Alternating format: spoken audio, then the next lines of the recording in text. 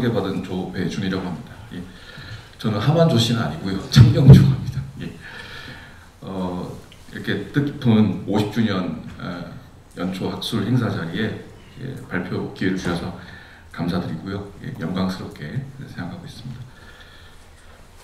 네, 앞서 이제 김인식 교수님 또 이명진 교수님 말씀에 좀 얹어서 제가 준비한 내용은 엄밀하게 이렇게 학술적으로 말씀드릴 건 아니고 저도 사실 한 1, 2년밖에 안 됐습니다. 조수영 선생님 공부를 시작한 지가. 그래서 그동안 이제 철학계에서는 왜 제 문제 제기는 뭐냐면 철학하는 사람들은 왜 조수영 선생님 또는 삼균주의에 대해서 좀 더 이렇게 근원적으로 파고들어서 연구하지 못했을까, 않았을까, 예, 그런 문제의식을 좀 갖고 있고, 근데 이제 공부를 하면서 느끼는 거는 철학적으로 더 파헤치고 정리하고 좀 학제간 연구를 활성화할 수 있는 예, 다양한 해석, 저는 이제 재발명이라고 했는데 조수왕 사상이라고 하는 것들을 좀 재발명할 수 있는 여지가 단초가 보인다는 거죠. 근데 그렇게 되지 못했다고 판단하는 근거는 뭐냐면 그동안 사학계나 법학계에서 주로 삼균주의에 대한 연구를 주도해 왔습니다. 근데 이제 그걸 보면은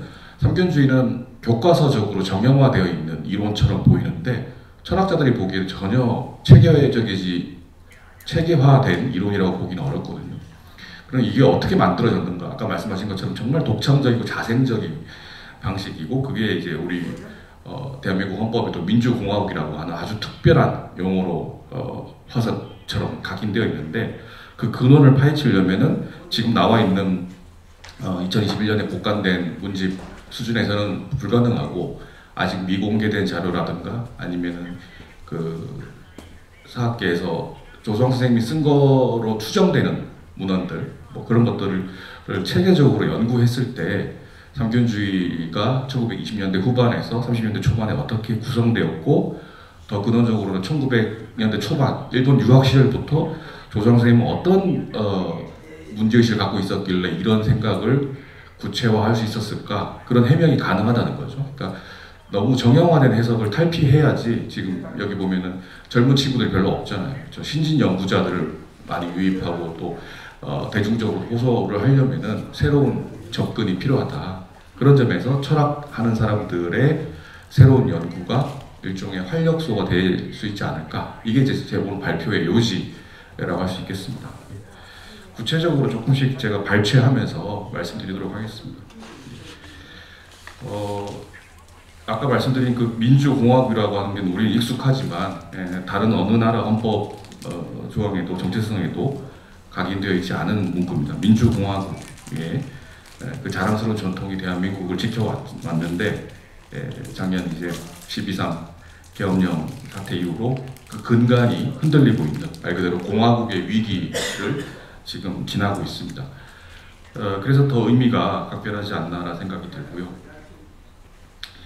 아까 말씀하신 그 이명진 교수님 말씀하신 조만재 선생님의 그 인터뷰를 제가 봤는데, 삼균주의 이념이라고 하는 것은 항일 투사들의 꿈이었다. 이게 단순히 헌법적 해석이나 조수왕 개인의 문제가 아니라 항일 투사들의 조화, 그리고 그 수많은 계파 정파 갈등을 아우르는 그런 우리 새로운 조국 건설의 꿈으로서 다시 재조명해야 된다. 그 뜻으로 조만재 선생님이 삼균학회 50여 년 역사를 이끌어 오셨다고 생각하고요. 저도 그런 마음을 받아서 앞으로 어떻게 더 학술적 연구, 사회적 활동을 해야 될까, 이 학회가 그런 생각을 조금 거칠게 담아봤다는 점 다시 한번 말씀드립니다.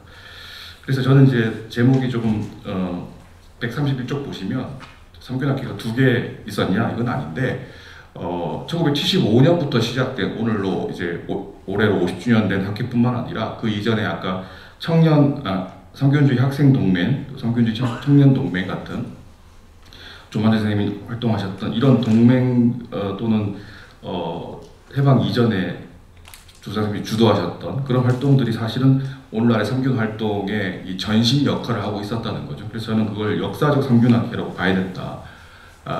학회라고 쓰지만 아까 말씀하신 것처럼 학회 기능을 하고 있는 건 아니잖아요. 그렇죠? 기념사업회 역할과 학술단체 역할과 시민 사회단체 역할을 복합적으로 하고 있는 게 그동안 삼균학회 역할이었고, 그것은 지난 50년의 활동뿐만 아니라 넓게 봐서는 100여 년의 활동 전체를 아우르는 얘기라는 거죠.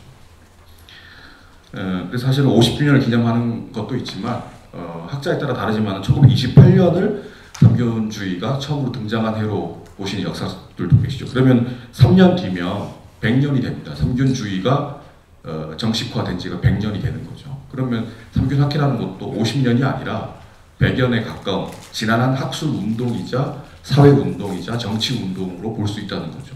그러니까 우리가 더 크게 봐야 된다는 생각을 말씀드리고자 합니다. 50년을 기념하는 것뿐만 아니라 삼균주의가 이 땅에 나온 지 100여 년이 즈음이다는 거죠.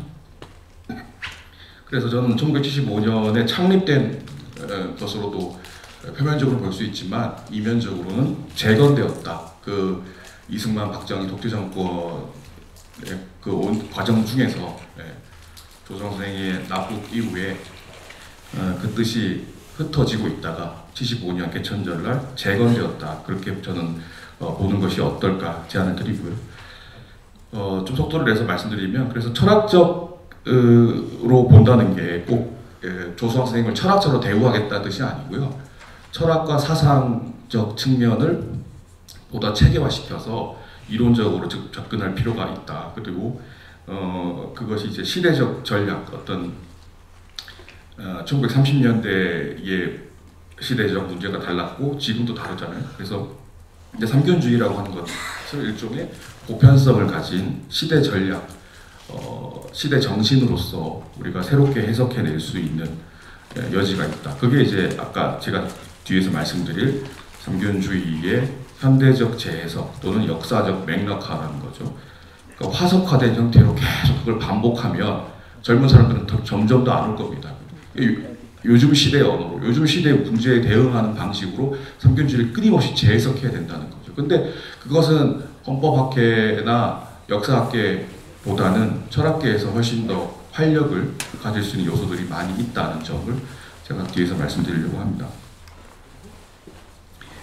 예, 그래서 132쪽 그 중간쯤에 있는 글인데요. 한번 요 문장을 읽어보도록 하겠습니다. 이 글에서는 50주년을 맞은 삼균학회의 주요 학술적 성과 및 한계를 돌아보면서 향후 삼균주의 및 조수왕 사상에 대한 학술적 재발명의 가능성을 철학 영역을 중심으로 살펴보려고 합니다.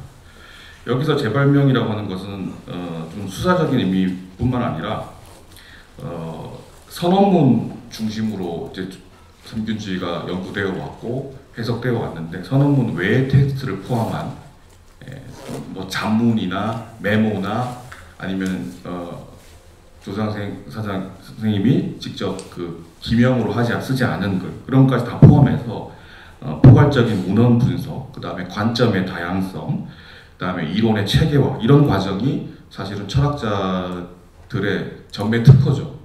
철학 어렵게 생각하시기보다는 개념과 가치가 시줄과 날줄로 이어지면서 흩어져 있던 것들을 조직화하는 사유 체계라고 본다면은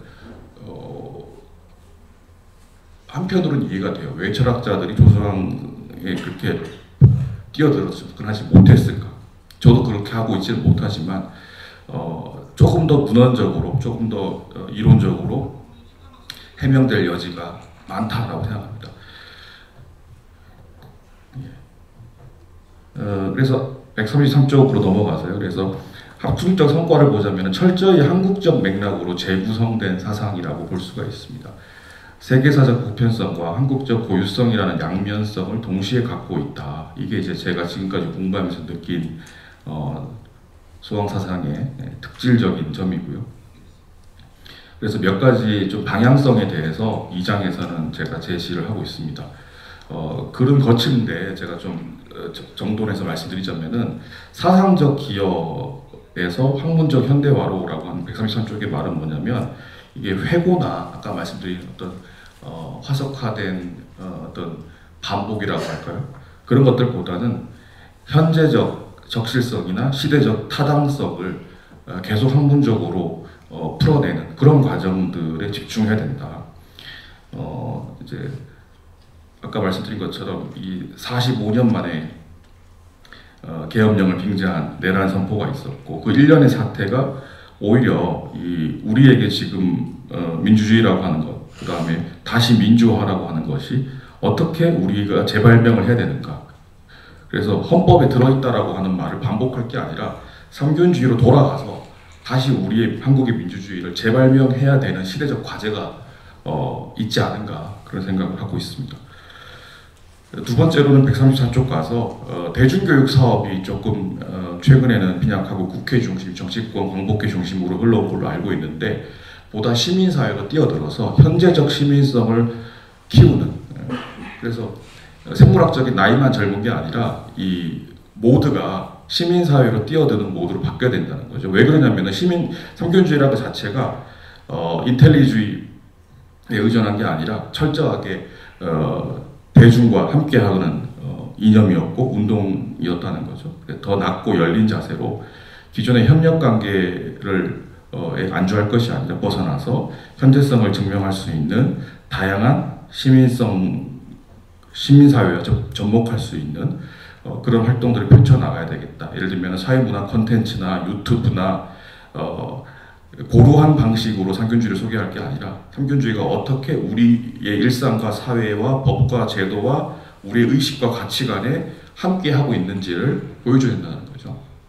세 번째는 역사적 정당성에서 역사 정의의 정립으로. 이건 개인적인 제 관심인데 참 역사 정의라고 하는 것을 철학적으로 규명하는 것은 어려운 작업입니다. 제 어쩌면 필생의 과제라고 생각하고 있는데, 그런데 헌법에 있으니까 대한민국의 정체, 국채는 삼균주의다 이런 이제 동어 반복적인 얘기보다는 한국 근대 전환 공간의 어떤 진귀한 역사적 산물이자 사상적인 성취로 재평가받아야 될 대상이 바로 삼균주의라면은 그걸 화석이나 흔적으로 보기보다는 계속 그거를 이제 아까 말씀드린 것처럼 재해석하기 위해서는 조금 더 비판적으로 접근할 필요가 있다. 이게 완전한 이론적 체계성을 갖춘 위대한 사상이라고 보기보다는 역사적으로 실패의 요소도 많았고 미완성의 요소로 우리 후손들에게 넘어왔지만 이것을 끊임없이 재해석하고 재실천하고 적용할 때 진정한 삼균주의가 살아있는 것으로 볼 수 있다는 거죠. 그래서 근데 그 과정에서 중요한 것은 역사적 정체성을 정립하는 과정의 어떤 근간으로서 삼균주의를 볼 필요가 있고, 궁극적으로 저는 역사 정의의 회복이라고 생각을 합니다. 내란을 일으켜도 사형당하지 않고 사면되어 온 그 다음에 반민특위가 그렇게 무참히 해체되어 우리 역사가 우리의 오늘을 만들어내고 있잖아요. 그럼 지금 우리가 어떤 선택을 이 정치 공동체가 어떤 선택을 하는가는 다음 세대에게 또 다음 정치 공동체의 어떤 설계도가 되고 있다는 거죠. 그런 점에서 역사 정의 회복을 만들어가는 이 시대적 과제 속에서 삼균주의는 끊임없이 재해석되어야 된다. 이게 이제 제가 앞으로 공부하고 싶은 방향이기도 합니다. 그걸 구체적으로 제가 말씀드리고자 하는 건 아니고 방향은 그렇지 않은가라는 제안을 드린 거고요. 그 다음에 이제 135쪽 가서는 이제 이론적으로 정교함이 부족했다라고 보는 것은 법학자들이나 역사학자들이 보시는 것과는 좀 관점이 다를 수 있습니다. 철학하는 사람들은 보다 좀 엄밀하게 보고 개념의 이 구축을 보기 때문에 삼균주의는 굉장히 엉성합니다. 제가 보기에는. 그런데 그걸 조금 더 다른 아까 말했던 문헌적 도움이라든가 학제간 연구라든가 이런 걸 통해서 구체화, 다각화, 또 글로벌화 할 수 있는 여지가 있다라는 거죠. 근데 그걸 풀어가는 방식에서 구체화하는 방식은 결국 정책 대안을 만들어가는 방식이라고 생각합니다. 예를 들면은 기본소득 정책이나 사회적 재분배 정책 또는 다양한 불평등 문제에 대응하는 방식으로 정치, 경제, 교육의 균등을 강조했던 삼균주의를 강조할 수가 있습니다. 이제 그렇게 하다 보면은 이 정교하게 발전될 여지도 더 보일 것이고, 또 이게 국제적 맥락으로 소개될 필요가 있습니다. 삼균주의를 영어로 번역하는 게 뭘까? 제가 챗GPT한테 물어봤는데 삼균주의를 세계적으로 알리기 위해서라도 이 문제가 갖고 있는 현실성, 보편성, 그런 것들을 좀 더 접목할 필요가 있다는 생각을 갖고 있습니다. 136쪽에서 하고 싶은 얘기는 이제 연구의 이제 지속 가능성이 부족했던 이유는 아시다시피 인력도 부족하고 자금도 부족했습니다. 근데 지금 시점에서 앞으로 더 중요한 것은 학문 후속 세대들이 더 많이 유입되고 그들이 다양하게, 때로는 불편한 얘기가 나올 수도 있습니다. 근데 조수왕 선생님을 추앙하는 것만이 삼균학회 역할이 아니잖아요.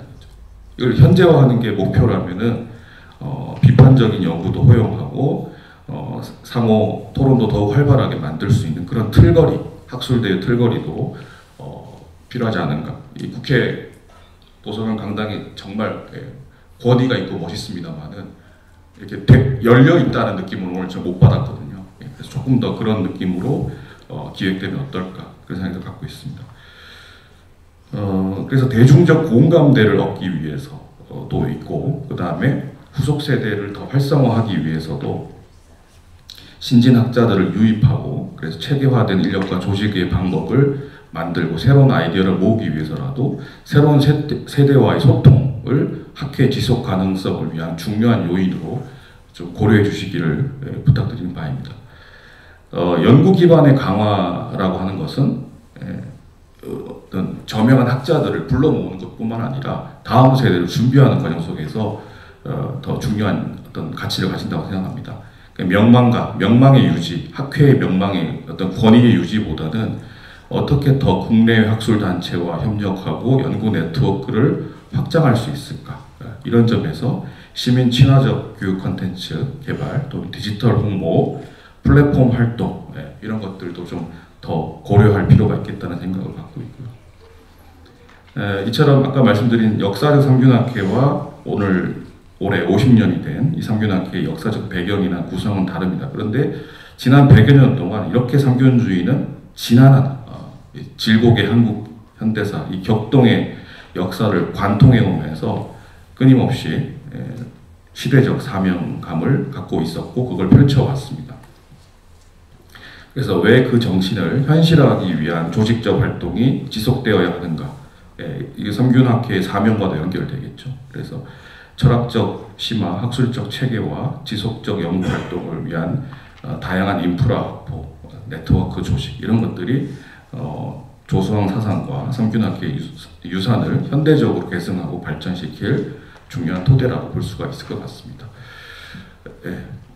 3장으로 넘어가서는 아까 말씀드린 것처럼 철학적 측면에서는 어떤 가능성이나 방향성이 있을까 말씀드려 보도록 하겠습니다. 삼균주의 연구를 크게 세 시기로 구분해 보자면은 좀 너무 엉성하긴 합니다만 40년대, 60년대 연구 초기까지는 아무래도 독립운동의 도구적 이념이나 조국 건설의 이론적 계기로서 재헌헌법에서의 어떤 그 부족한 부분이 많았지만 그게 유입되고 확산되는 과정에 집중을 했습니다. 그래서 좀 철학적인 심화, 학술적인 재해석은 부족했다고 볼 수가 있고 1970년대 후반부터 90년대까지는 민주화 요구와 맞물리면서 오늘날 삼균주의에 대한 대중적 인지도 이런 것들이 높아지는 계기가 됐고 이건 이제 법학계에서의 연구 성과가 축적되면서 활발하게 펼쳐진 것 같습니다. 결과적으로 이 80년대, 90년대 연구를 통해서 삼균주의는 한국 민주주의의 뿌리로 인정받을 수 있었고 정치적 평등과 민주주의 원리에 초점을 맞춘 그런 해석으로서 정립이 되었습니다. 근데 2000년대 이후에 최근의 연구는 주로 아까 말씀드린 정형화된 삼균주의를 어떻게 접목하거나 재해석할 수 있을까, 또 유효성을 검증할 수 있을까 이런 문제로 다각화되고 있습니다. 디지털 격차 문제에 적용한다거나 사회적 불평등에 적용한다거나 환경 생태 문제에 삼균주의를 적용해서 해결책을 모색하려는 시도도 있습니다. 그리고 이제 이념적인 어떤 보편성과 한계를 평가하는 또 한계를 어떻게 극복할까 이런 현대 정치 사상에 대한 논의도 조금씩 나오고 있습니다. 이런 것들이 이제 이런 구심점을 만들어주는 게 삼균학회의 역할이 아닌가. 학제 간 연구가 서로 따로따로 하고 있습니다. 역사학계하고 법학계하고 철학사상계가 서로 따로따로 하고 있는데 이들을 한 자리에 모아줄 수 있는 또 판을 짜주는 것도 삼균학회에서 역할이 아닌가 싶습니다. 139쪽 넘어가서는 그동안 이제 철학계에서 왜 이제 해석이 좀 빈약했을까? 소위 한국에서 철학하는 사람들은 왜 삼균주의에 대한 관심이 적었을까? 제일 큰 문제는 텍스트에 대한 접근성이 취약했던 점입니다. 사실 79년판 문집은 솔직히 좀 전문적으로 훈련 받지 않은 사람들은 볼 수가 없는 수준이었고 21년판도 학술적으로 다루기에는 문제가 많습니다. 이게 어떻게 현대어로 번역되었는가? 번역자 이름도 없어요. 뭐 물론 얘기는 들었습니다만은 그걸 엄밀하게 국한문 혼용체가 어떻게 현대어로 번역되었는가 그런 것들을 과정을 추적하기에는 부족한 점이 많고 좀 불만이 저도 솔직히 많습니다. 이게 왜 이렇게 번역되지? 이런 문구, 이런 서술이 이런 식으로 이제 전문 연구자가 접근하기엔 텍스트가 흩어져 있고 나와 있는 것들도 빈약했다.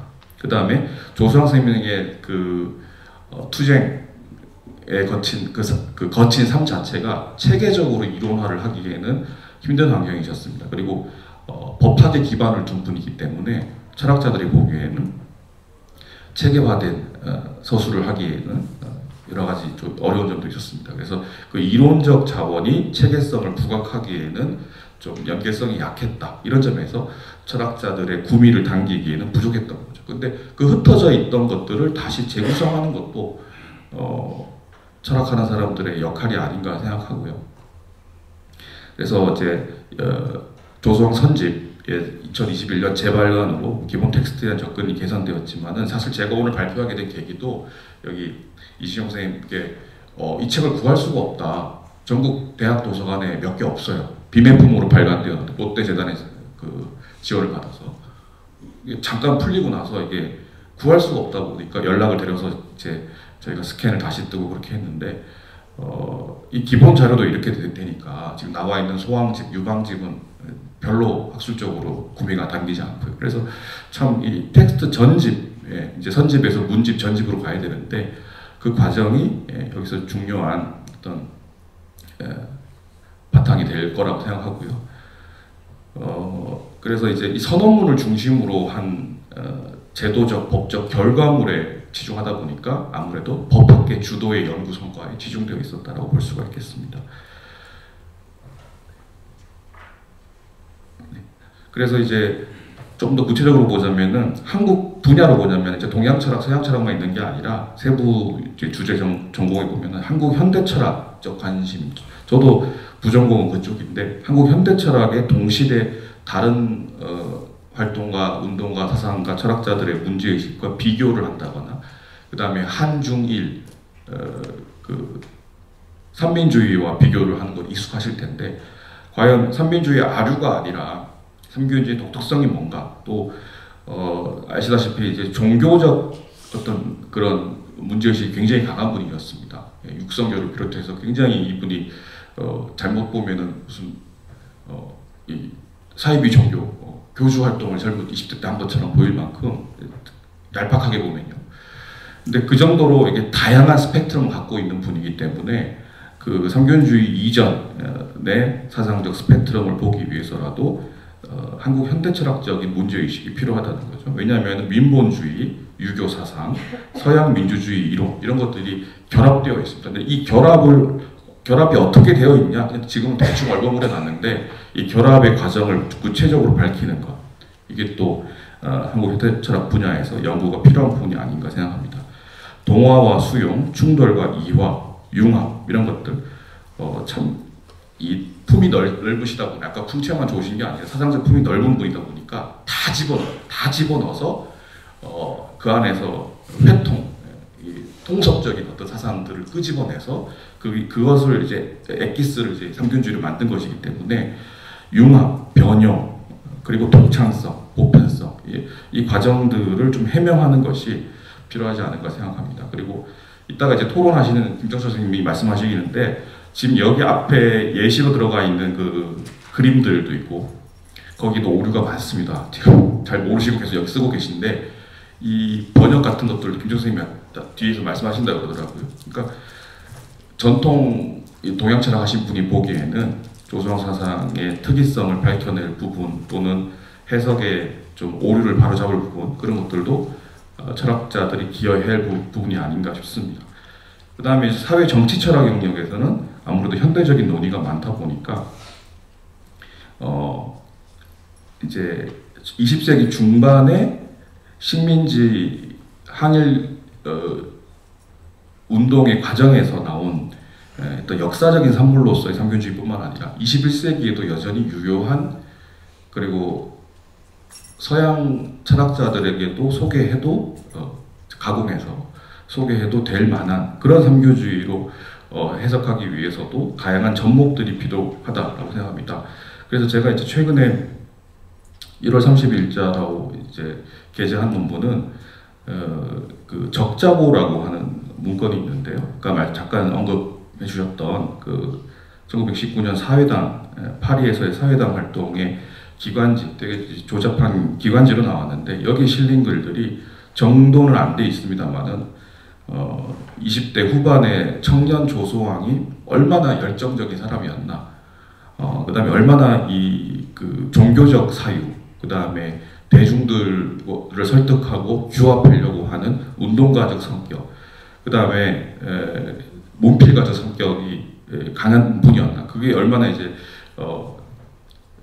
거침없이 세계의 다양한 이론가, 혁명가들을 만나는 바탕이 되었나, 그런 것들이 잘 드러나는데요.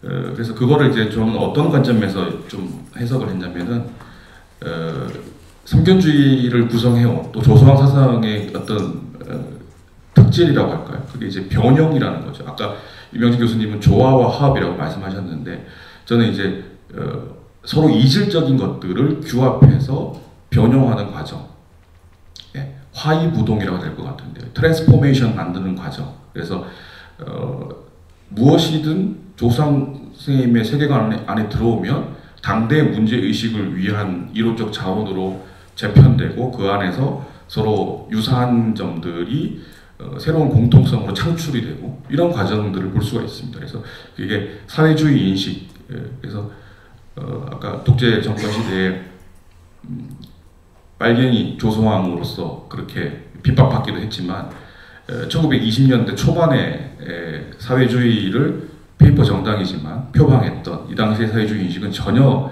서구의 사회주의와도 다르고 뭐 독립운동의 수단으로서 라고만 보기도 어렵고, 또 종교활동으로만 보기도 어렵고, 굉장히 독특한 사회주의 인식을 보여주고 있습니다. 그래서 그런 점을 조금 제가 해명을 했던 거고요.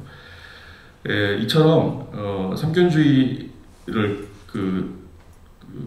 표면을 걷어내면 그 안에는 굉장히 많은 자원들이 있다. 이론적, 사상적, 종교적 자원들이 있다는 거죠. 그것을 다르게 해석하는 것도 조소왕 사상을 펼쳐내는데 중요한 자원이 되고, 민주공화국의 이념, 우리 헌법 안에 들어있는 자유주의, 민주주의, 공화주의의 접목을 새롭게 이해하는 데도 중요한 또 요인이 된다고 생각합니다. 자유주의를 너무 강조하면은 자유민주주의만 얘기하게 되고요. 공화주의만 얘기하게 되면 또 어떤 구체적인 얘기를 하기 어렵죠. 그래서 분명히 살아 숨쉬고 있는 자유주의, 자본주의, 민주주의, 공화주의, 이 이론적 여지가, 이론적 자원들이 어떻게 항국적으로 구현되어 왔고 이 역사 발전 속에서 시민들이 그거를 실현해 왔냐를 해석하기 위해서라도 삼균주의를 조금 더 다양한 방식으로 해석할 필요가 있다고 생각합니다. 그래서 저는 이제 지성사, 이건 아주 먼 얘기인데요. 지금 당장 할 수 있는 건 아닌데, 지성사적인 접근, 한국의 사상사적인 접근에서도 삼균주의를 중요한 태제로, 테마로 여러 학자들이 모여서 공부하고 이해해야 된다는 생각이 듭니다. 정리해보자면은 한국 사상사의 독창적 위치를 재조명하는 관점, 현대 정치 철학과 접목하는 관점, 불평등 해결의 철학적 논변으로 활용하는 관점, 또 세계 민주주의 및 인권, 불평등 이슈에 대한 맥락적인 연구로 활용하는 관점, 이런 것들이 연구 잠재력을 갖고 있고 미개척 분야다라고 말씀드릴 수 있습니다. 근데 이런 과정을 거쳐서 우리가 재인식하게 되는 조소왕 선생님은 어떤 분이냐? 근대적 지식인인데요. 이게 단순히 전통과 결별하는 근대적 지식인이 아니고요.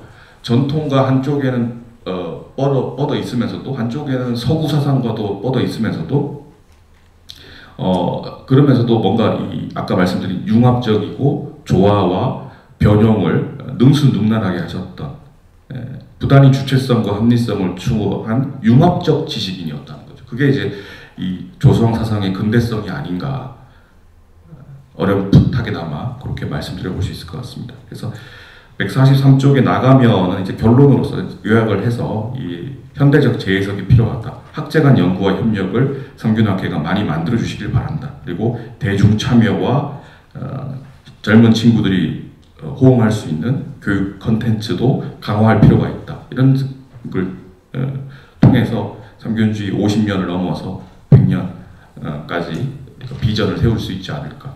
그런 말씀을 드리면서 제 부족한 발표를 마치도록 하겠습니다. 감사합니다. 네, 수고하셨습니다.